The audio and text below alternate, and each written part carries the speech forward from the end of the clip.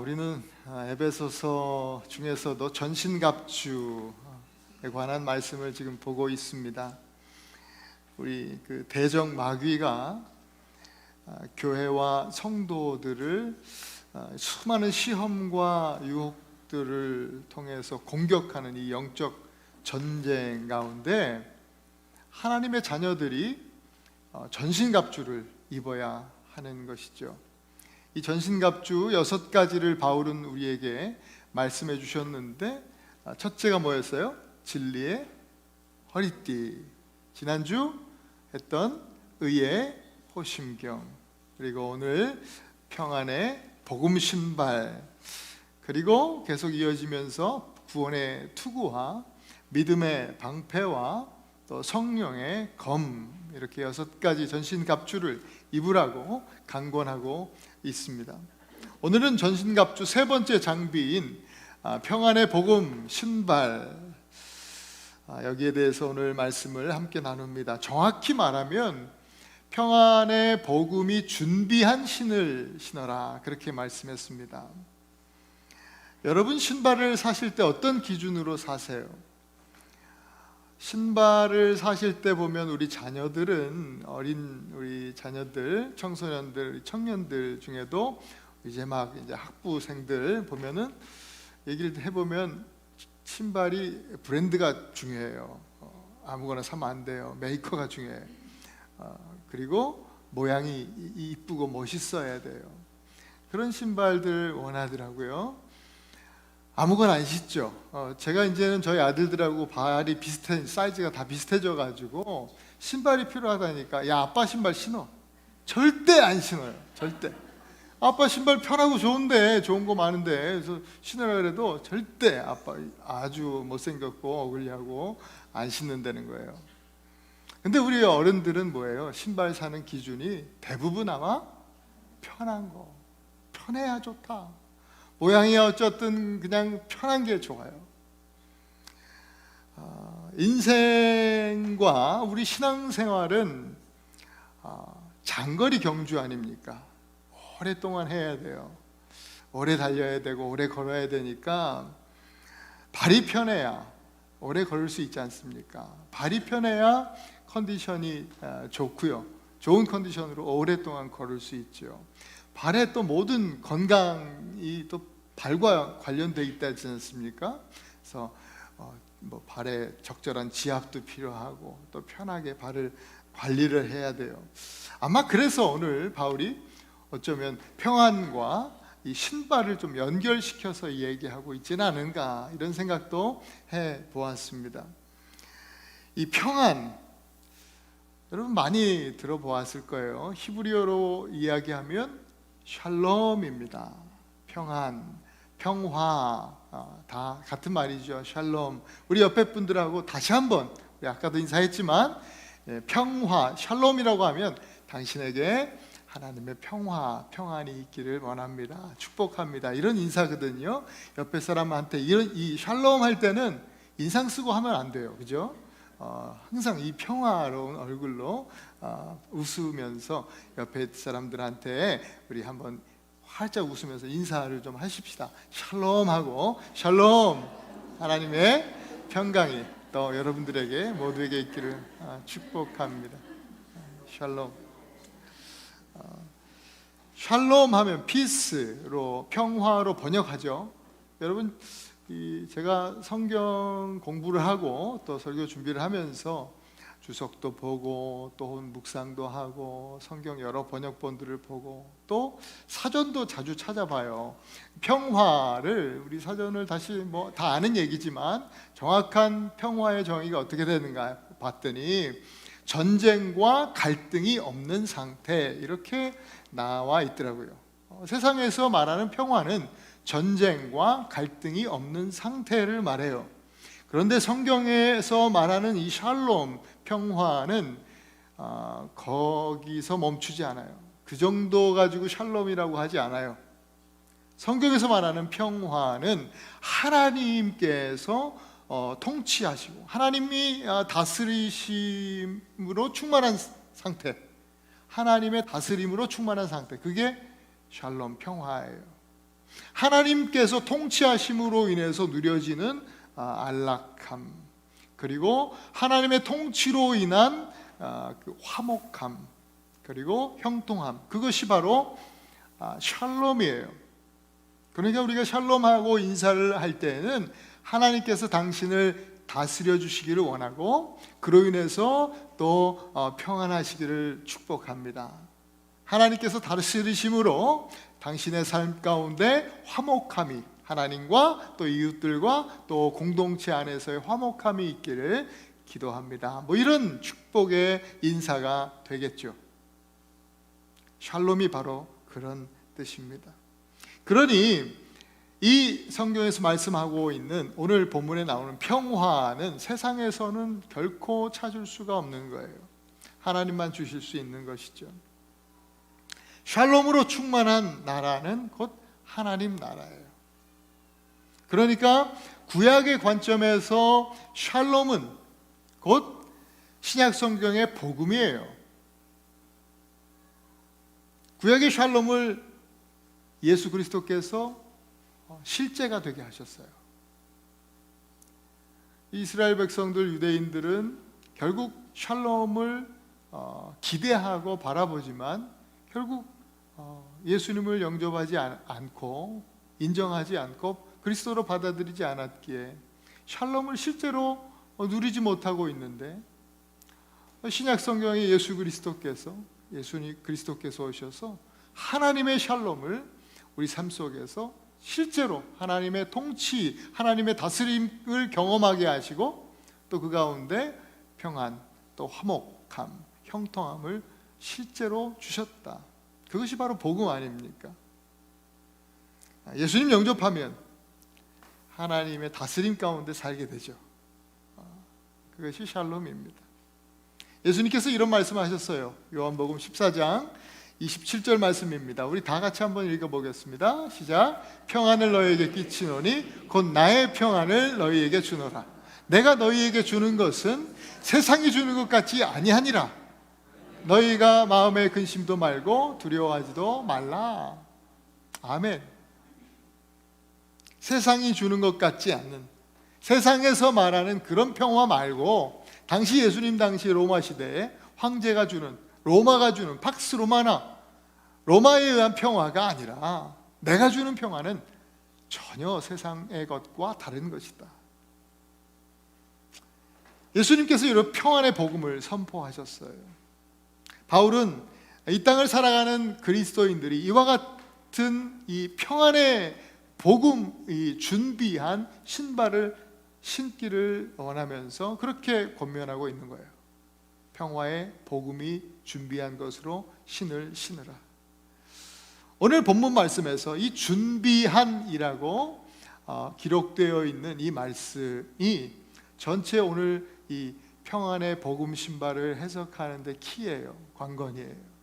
이것을 어떻게 해석하느냐에 따라서 오늘 이 평안의 복음 신발을 신는다라고 하는 것을 이제 그 의미를 두 가지로 우리가 받을 수 있는 거예요. 첫 번째, 이것은 복음으로 견고히 서라라고 하는 의미예요. 평안의 복음이 준비한 것으로 신을 신어라 라는 것이 바로 이 준비한이라는 뜻이 그 헬라 준비한이라고 하는 이 단어의 뜻이 바로 견고하게, 확실하게 서다 이런 뜻이거든요. 복음으로 견고히 설 때만이 우리의 마음의 평안을 누리게 돼요. 그제서야 평화가 임하게 되는 것입니다.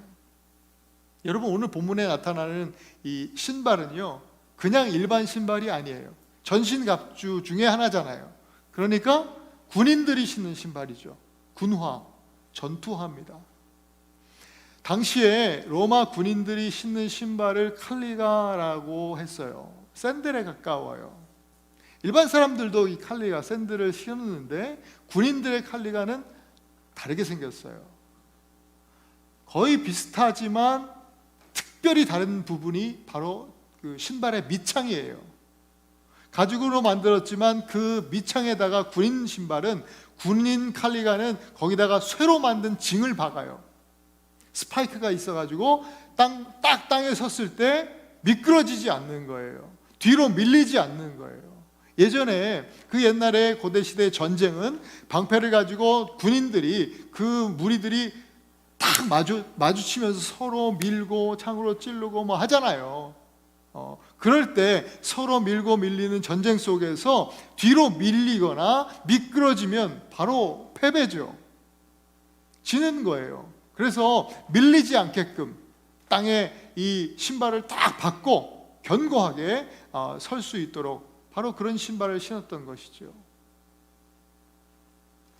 그래서 오늘 이것을 생각하면서 바울이 우리에게도 그렇게 말씀하시는 거예요. 이런 신발을 신고 단단하게 견고하게 중심을 잡고 서라. 베드로 사도도 이렇게, 베드로는 친절하게 풀어서 이렇게 말씀하셨죠. 5장 8절부터 9절 말씀 함께 읽습니다. 시작. 근신하라, 깨어라. 너희 대적 마귀가 오른 사자같이 두루 다니며 삼킬 자를 찾나니 너희 믿음을 굳건하게 하여 그를 대적하라. 너희 믿음을 굳건하게 해라. 복음에 굳건하게 서라. 그리고 그를, 마귀를, 적군을 대적해라. 이렇게 말씀합니다. 평안의 복음이잖아요. 여러분, 인간이 가장 두려워하고 불안해하는 것은 무엇입니까? 바로 인간이 하나님과 영원히 분리되는 것, 하나님의 그 영원한 진노와 심판을 받는 그 영혼의 그 영원한 죽음, 그것이 우리 인간을 근본적으로 본질적으로 가장 두렵게 만들고 불안하게 만드는 것입니다. 사탄 마귀의 가장 큰 무기가 바로 사망 권세예요. 사망의, 죽음의 권세. 마귀는 그 힘으로 수많은 문제들을 우리의 삶에 풀어놓고 우리를 끊임없이 밀어붙이면서 우리를 두렵게 만듭니다. 불안하게 만듭니다. 이게 영적 전쟁인데 우리는 여기서 밀리고 또 미끄러져서 넘어지면 지는 거예요. 그러면 어떻게 해요? 우리 마음의 평안이, 평화가 사라지게 되죠. 그렇기 때문에 그리스도의 군사들은 믿음 위에, 복음 위에 굳게 서서 믿음을 굳게 하여서 뒤로 밀리지 말고 미끄러지지 말고 단단히 서라 라고 하는 말씀을 주시는 것이죠. 제가 예전에 LA에서요 살 때 티켓을 자주 받았어요. 티켓을 받은 적이 있는데 그랬더니 제가 또 우리가 아는 지인이 그런 얘기를 좀 삶을 나누면서 그런 얘기를 했더니 목사님 그 티켓 그냥 바로 내지 말고 그냥 코트에 가시라는 거예요. 자기도 자기 얘기를 해주면서 자기가 코트에 나갔더니 경찰이 안 왔대요. 그래가지고 내가 이겨가지고 경찰이 안 오면 벌금 안 내도 된다. 티켓 안 받은 거나 마찬가지래요. 많은 경우 경찰이 안 온대, 바빠서. 그래서 얼마나 티켓 띈 사람에게는 그보다 더 큰 복음이 어디 있어요. 이건 복음이죠. 너무나 굿뉴스 아닙니까? 그래서 그 시간에 그 코트 나오라는 시간에 아주 말끔히 차려입고 갔죠. 어떻게 됐을까요? 재판이 경찰이요 참 바쁘실 텐데도 오셨어요. 경찰도 와 계시고 제가 처음으로 평생 처음 경험해 본 건데 재판장에 법정에 탁 서서 말이죠. 야, 티켓 떼어서 재판장에 섰는데 이건 뭐 살인해서 선 사람하고 똑같은 거예요. 되게 무섭더라고요. 분위기가 살벌하더라고요. 재판장 앞에 서서요. 재판장이 뭐 긴 얘기도 안 하더라고요. 워낙 그 재판 받으러 온 사람이 많아요. 진짜 많더라고요. 그래서 재판이 금세 끝나요. 재판장이 긴 얘기 안 하고 딱 한마디 해요. Guilty or not 그래요.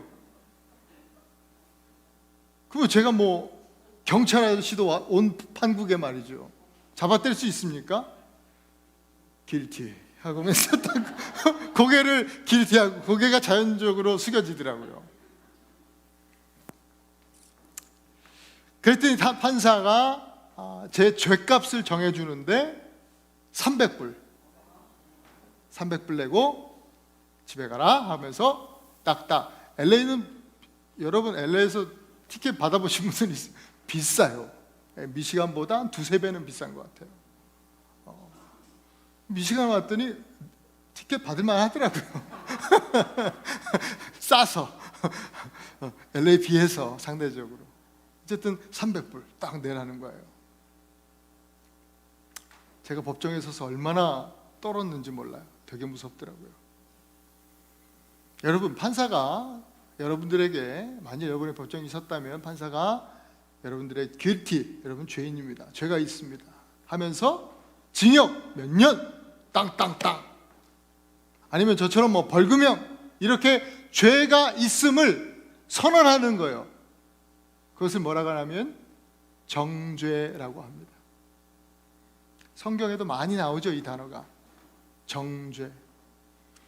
성경 로마서 8장 1절 2절 아주 유명한 구절이에요. 여기서 이 정죄라는 단어가 나오죠. 같이 한번 읽어보겠습니다. 시작. 그러므로 이제 그리스도 예수 안에 있는 자에게는 결코 정죄함이 없나니 이는 그리스도 예수 안에 있는 생명의 성령의 법이 죄와 사망의 법에서 너를 해방하였습니다.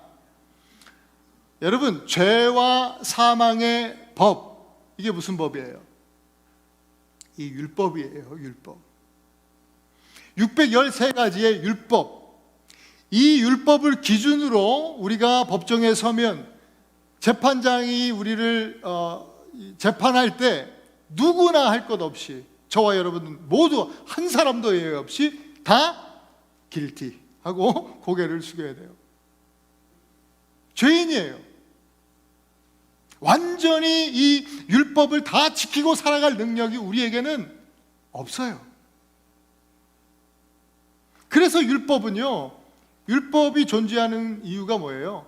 우리가 죄인임을 알려주는 거예요. 그래서 율법은 유익해요.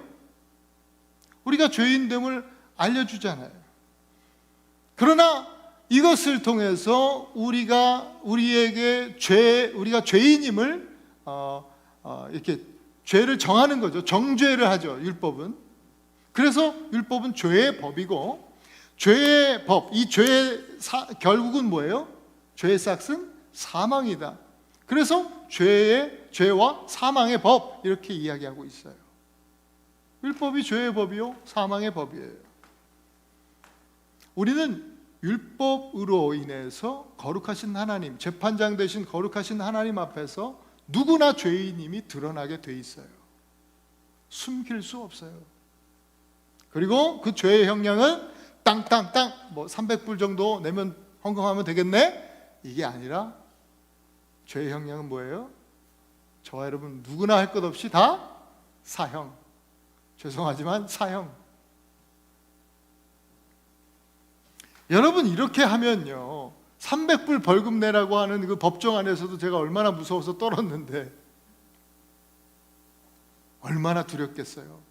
얼마나 떨리겠어요? 평안이 어디 있겠어요? 두려움뿐이죠. 불안뿐이죠. 그러나 복음이 여기 있잖아요. 예수 안에 있는 자, 곧 예수를 그리스도로 구세주로 영접한 자, 그리고 믿음으로 주님을 따르는 사람은 결코 정죄함이 없다. 할렐루야. 이게 하나님의 약속이에요. 복음이죠. 어떻게 그럴 수 있어요? 기준이 달라서 그래요. 죄와 사망의 법, 그 율법을 기준으로 하지 않고 예수님을 영접한 사람들에게는 바로 생명의 성령의 법, 생명의 성령의 법. 어떤 법입니까? 바로 은혜의 법입니다. 은혜의 법. 은혜의 법을 기준으로 재판을 하신다니까요. 그 은혜의 법 아래서 우리는 바로 무죄, 정죄하지 않겠다 말씀하는 거예요. 그 은혜요, 무슨 은혜예요? 바로 십자가의 은혜 아닙니까? 십자가에서 예수 그리스도의 그 정말 순결하신 그 생명이 드려졌잖아요, 우리를 위해서. 그리고 십자가 사건 이후에 예수님이 다시 사셨죠. 그게 거듭남이잖아요. 부활. 그래서 성령의 법, 성령으로 거듭나야 우리가 구원받잖아요. 그래서 생명의 성령의 법인 거예요. 만일 제가요 벌금 300불 받았는데 그 300불 받은 걸 우리 오늘 찬양인도 참 열심히 뜨겁게 해주신 우리 의진 집사님이 목사님 300불 제가 내드릴게요 하고 착 내주셨어요. 그러면 얼마나 감사해요. 아마 평생 못 잊을 거예요. 그러면서 저는 또 미안하니까 내가 돈 생기면 갚을게요. 제가 꼭 갚을게요. 그렇게 얘기하겠죠.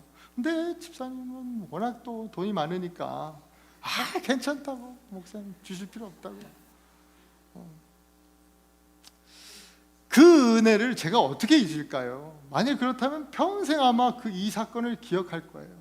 잊지 못할 거예요. 그러면서 제가 살아가면서 또 제 주변에 그런 비슷한 일을 당한 사람이 있다면 저도 똑같이 아마 섬기고 돕고 살아갈 거예요.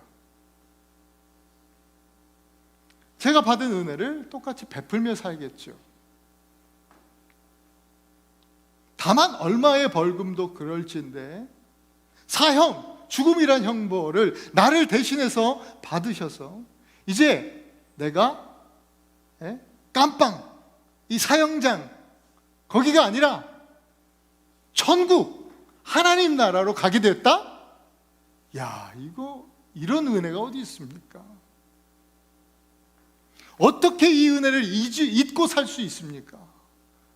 결코 잊을 수 없어요. 어떻게 이 은혜를 떠나 살 수 있습니까?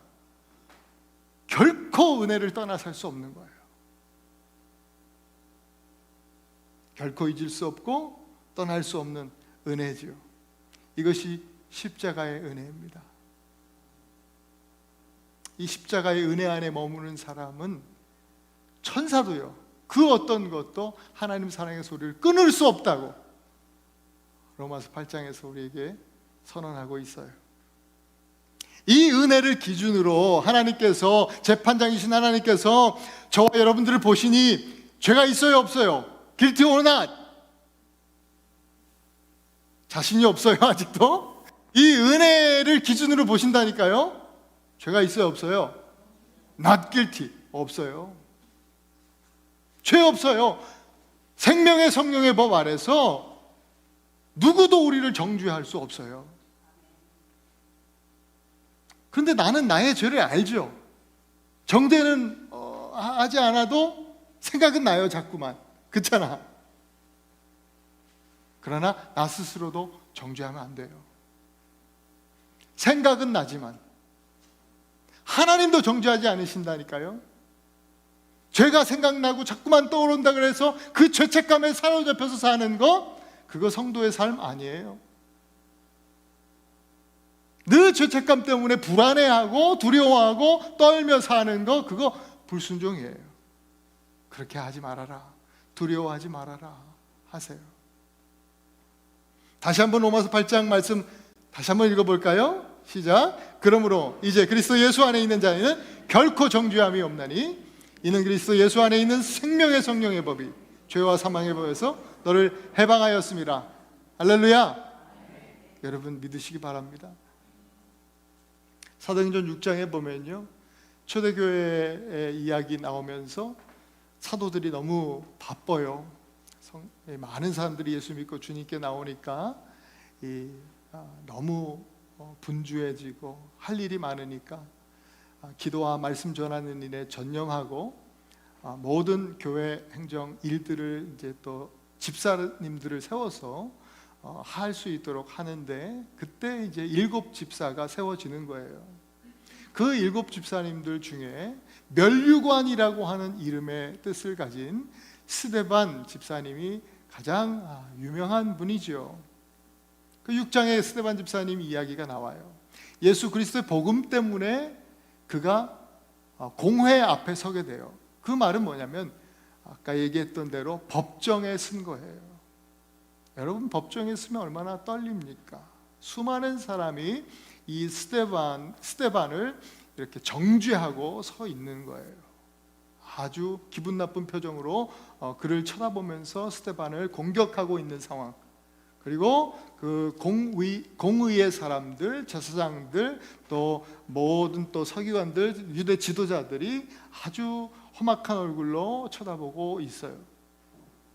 그런데 성경에서는 6장 15절에 보면 참 특이한 구절이 있어요. 스데반 집사의 외모에 대한 그 표현을 하고 있는데요. 사람들이 보니까 스데반의 얼굴이 천사와 같았더라. 그렇게 기록하고 있어요. 무슨 표현일까요? 법정에 쓴 걸 얘기하면서 바로 천사의 얼굴과 같았다. 떨고 있었다는 거예요? 안 떨고 있었다는 거예요? 안 떨고 있었다. 불안한 거예요? 평안한 거예요? 평안한 거예요. 스데반 집사가 지금 법정에 서 있는데도, 다 적군들인데도 평안한 거예요. 불안함이 없어요. 하나님의 샬롬, 그 예수 그리스도의 복음 안에서 하나님의 통치로, 다스림으로 인한 그 평안함이, 또 화목함이, 형통함이 누려지고 있는 거예요. 어떻게 이럴 수 있을까? 7장에 넘어가면 더 놀라운 사실이 보여져요. 스데반 집사의 설교가 쭉 이어진 다음에 이제 사람들한테 담대하게 말하는 거죠. 복음을 전하는 거예요. 그런데 유대인들은 그 복음을 듣고도 돌아오지 않죠. 더 마음이 강팍해져 가지고요, 마귀의 하수인 노릇을 하면서 스데반을 밖으로 끌어내죠. 성전 그 공회 안에서 뭐 또 험악한 짓을 할 수 있겠어요? 밖으로 끌어내서 돌을 집어 들고 던지는 거예요. 그때에도 스데반 집사님은요, 하늘을 우러러 보셨다 그래요. 하늘을 우러러 하나님 우편에 계신 예수 그리스도를 바라보았다. 성경은 그렇게 기록하고 있어요. 사람들의 마음을 강팍하게 만든 이 마귀는요, 죄와 사망의 법으로 그를 정죄하면서 돌을 던지도록 그렇게 했지만, 집사님은 어느 법 아래에 계신 분이에요? 생명의 성령의 법, 생명의 성령의 법 아래에 계시잖아요. 은혜의 법 아래에 있잖아요. 그 은혜의 법 아래서 복음의 신발을 신고 견고하게 서 있는 거예요. 미끄러지지 않습니다. 뒤로 후퇴함이 없습니다. 물러서지 않습니다. 타협하지 않습니다. 당장 그것 때문에 살겠다고 해서 복음을 부인하고 내려놓고 타협하지 않는 거예요. 누가 그를 정죄할 수 있습니까? 마귀의 참소가 그를 미끄러뜨리지 못합니다. 그는 육신의 죽음 앞에서 두려워하지 않습니다. 평안합니다. 자신에게 돌을 던지는 사람들을 향해서 기도하죠. 주여, 저들에게 죄를 돌리지 마옵소서. 주님, 저들을 용서해 주세요. 결국 저들이 하는 게 아니라 마귀가 저렇게 하고 있는 거예요. 저들은 용서해 주세요. 그렇게 기도했어요. 그리고 성경의 표현은 뭐예요? 기도하고 잠이 드니라. 그렇게 기록하고 있잖아요. 여러분, 얼마나 돌을 던지고 그런 너무나 지금 험악한 상황이잖아요. 그 상황, 그 이미지 속에 평안을 찾을 수 있어요? 없어요. 그냥 그러고 맞아 죽었다, 피가 튀고 맞아 죽었다, 이렇게 기록해야 맞는 것 같은데 성경은 잠이 들었다. 그런 상황 속에서도 스데반의 관점에서 보는 거예요. 은혜 아래서 지금 은혜 아래 있는, 은혜의 법 아래 있는 관점으로 보면서 기록하고 있는데 잠이 들었다. 얼마나 평안해요. 평화가 있잖아요. 하나님의 샬롬. 잠이 들었다. 순교하신 것이죠. 교회 역사상 첫 번째 순교자가 누구예요? 스데반이에요. 스데반. 기독교 역사의 첫 번째 순교자가 스데반 집사님이에요. 사도들보다 더 먼저 순교했어요. 집사님은 잠이 드시면서 이런 찬송을 하지 않았을까 생각해 봤어요. 제가 설교 준비하면서 저도 계속 이 찬양을 불렀는데 오늘 우리가 했던 찬양이죠. 내 평생에 가는 길 순탄하여 늘 잔잔한 강 같든지 큰 풍파로 무섭고 어렵든지 나의 영혼은 늘 편하다. 내 영혼 평안해. 내 영혼 평안해.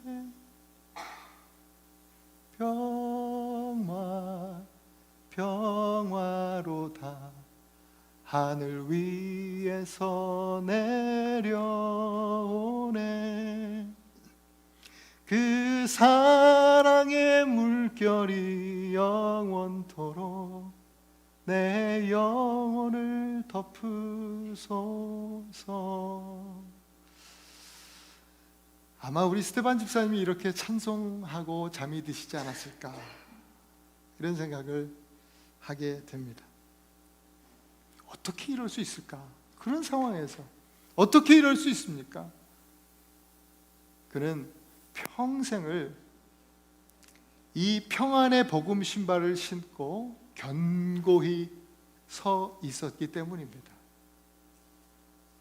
여러분, 상황 보고 사람 보고 시험에 들었네, 은혜가 안 되네, 그러면서 신앙생활 하시다가 미끄러지고 또 혹은 뒤로 물러나는 그런 신앙생활을 하지 않기를 간절히 원합니다.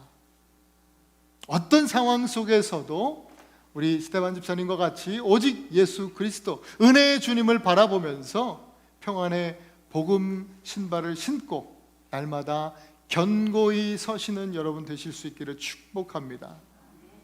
두 번째, 오늘 이 평안의 복음 신발의 의미는 복음을 전하라는 뜻입니다. 평안의 복음이 준비한 신을 신어라 라는 것은 복음을 전해라. 2005년, 지난 2005년 일본의 그 산케이 신문의 보도가 온 세계의 그 사람들의 이목을 집중시켰습니다. 어떤 뉴스냐면 2차 세계대전 당시에 일본군 그 30사단 소속이었던 요시오 중위와 스즈키 상병으로 추정되는 86세 노인들이 발견되었다라는 뉴스였습니다. 둘이는 그 한 부대 소속이니까 같이 이렇게 수십 년을 생활한 것입니다. 필리핀 남부 민다나오 섬 산악지대에서 그들이 발견되었어요. 60년 만에 발견되었다는 소식이었어요. 더욱 놀라운 사실은 그들의 증언에 의하면 아직도 그 산악지방에서는 자기들을 제외하고 한 40여 명의 일본 군인들이 숨어서 살고 있다는 거예요. 2차 세계대전이 끝난 지가 언젠데 아직도 그렇게 숨어 살고 있는 거예요. 왜요? 왜 그래요? 전쟁이 끝난 줄 모르는 거예요. 아직도 전쟁 중이라고 생각하는 거예요. 전쟁이 끝났다고 말해주는 사람이 없었던 거예요. 그 소식을 전해준 사람이 없어요.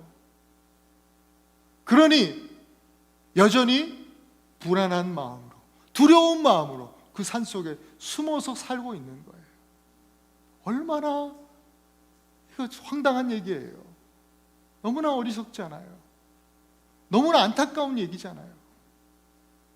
전하는 사람이 없어서. 여러분, 바울 시대는 말할 것도 없죠. 지금의 시대는, 오늘 시대는 한국의 소식을 실시간으로 지금 우리가 들을 수 있는 그런 시대에 살지만, 바울 시대는요, 로마 시대는 누군가 전했어야 됐잖아요. 여러분, 마라톤 전투의 그 일화를 아시잖아요. 그 그리스가 이제 막 밀리다가 그래도 승리를 하게 되었어요. 그 기쁜 소식을, 정말 복된 소식을 가지고 말이죠, 승리의 소식을 가지고 한 군인이 어떻게 해요? 밤새 뛰어가는 거예요. 제가 어떤 자료를 보니까 이틀을 뛰어서 뭐 240km를 갔대나, 하여튼 뭐 이틀 동안 밤새 뛴 거예요. 어마어마하게 뛰어갔죠. 그래서 아테네에 도착해서 한마디 외치죠. 유앙겔리온. 유가 좋다는 뜻이고 앙겔리온이 뉴스란 뜻이거든요. 굿뉴스예요. 굿뉴스. 기쁜 소식을 가져왔습니다. 뭐예요? 승리의 소식이죠. 유앙겔리온을 우리말로 번역하면 복음이라고 성경에 번역되어 있는 말이에요. 유앙겔리온. 굿뉴스. 승리의 소식. 여러분, 그 소식이 전해졌을 때, 그 메신저로부터 인해서 그 승리의 소식이 전해졌을 때 비로소 그 아테네 사람들 뭐예요? 비로소 평화를 누릴 수 있었던 거예요. 그 소식이 전해지지 않으면 불안에 떨 수밖에 없어요. 두렵죠. 불안하죠. 그러나 승리의 소식이 전해졌을 때 그 순간 평화가 찾아오는 거예요.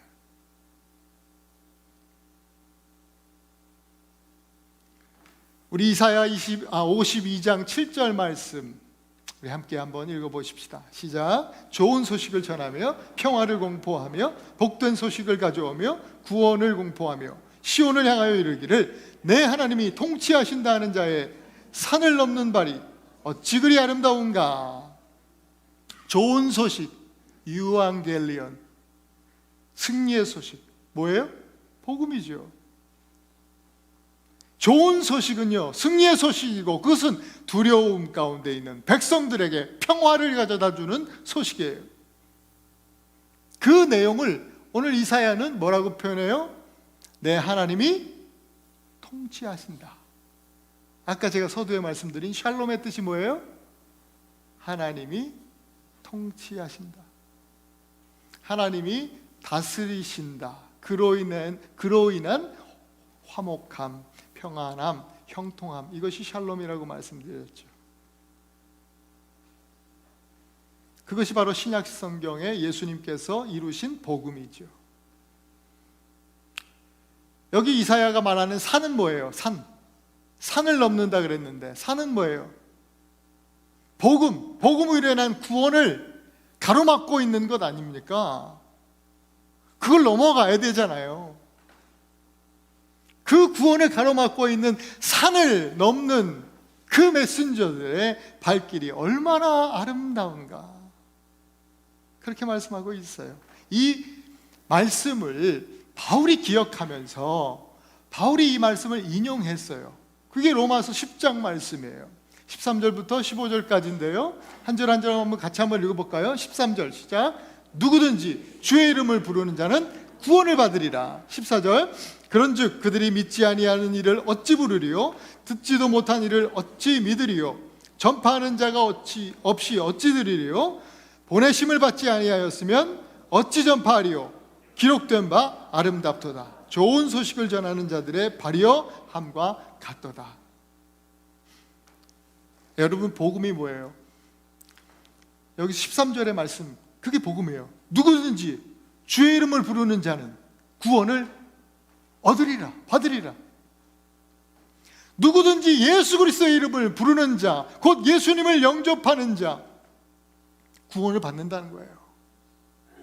이게 복음이에요. 바울은요, 이 복음을 전하는 자가 없이, 이 복된 소식을 전하는 자가 없이 어떻게 믿을 수 있겠니? 어떻게 전하지 않는데 믿을 수 있습니까? 이렇게 말씀하고 있죠. 그렇게 하면서 그리스도의 군사들을 향해서 평안의 복음의 신발을 신고 이 승리의 소식을 전할 것을 촉구하고 있는 것입니다. 특별히 바울이 디모데 아들같이 생각하고 말이죠, 실전에서 또 그 현장에서 실제로 복음을 전하는 사역 하고 있는 이 디모데에게 이렇게 말씀하고 있지 않습니까? 같이 한번 읽어보십시다. 오늘 저와 여러분들이 사실 디모데입니다. 우리들에게 주시는 말씀이죠. 같이 한번 읽습니다. 시작. 하나님 앞과 살아있는 자와 죽은 자를 심판하실 그리스도 예수 앞에서 그가 나타나실 것과 그의 나라를 두고 엄히 명하노니 너는 말씀을 전파하라. 때를 얻든지 못 얻든지 항상 힘쓰라. 너는 말씀을 전파하라. 때를 얻든지 못 얻든지. 이건 뭐예요? 뭐 이런저런 핑계대지 말고, 상황 핑계대지 말고, 형편 핑계대지 말고 하나님 말씀을, 복음을 전해라 하고 하는 말씀이죠. 여러분, 오늘 우리 모두가 때를 얻든지 못 얻든지 항상 평안의 복음 신을 신은 그 아름다운 발로 세상을 향해 나아갈 수 있기를 간절히 원합니다. 좋은 소식을 가지고 우리 청년들, 정말 이 복된 소식, 승리의 소식을 가지고 여러분 캠퍼스에 가서 친구들에게 복음을 전하시기를 바랍니다. 이 아름다운 소식을 가지고 이 복음을 들고 여러분 회사로 가셔서 동료들에게 이 복된 소식을 전하실 수 있기를 축복합니다. 그리고 무엇보다도 여러분, 이 복된 소식을 여러분들의 가족들에게 반드시 전하셔야 합니다.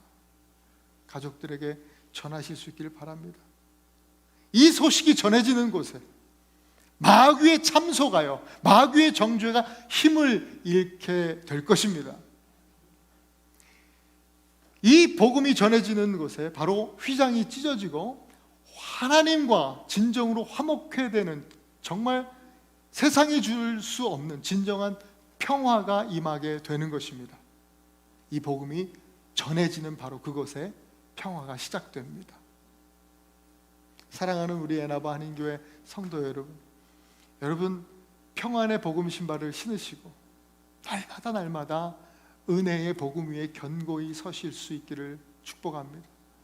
어떤 상황 속에서도 미끄러지지 마시고 또 후퇴하지 마시고 날마다 복음의 진보를 이루시기를 축복합니다.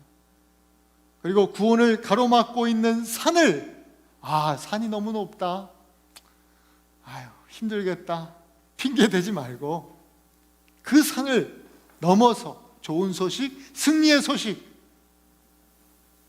그 복음을 전하는 아름다운 복음의 전령, 메신저들이 되실 수 있기를 그리스도 이름으로 축원드립니다.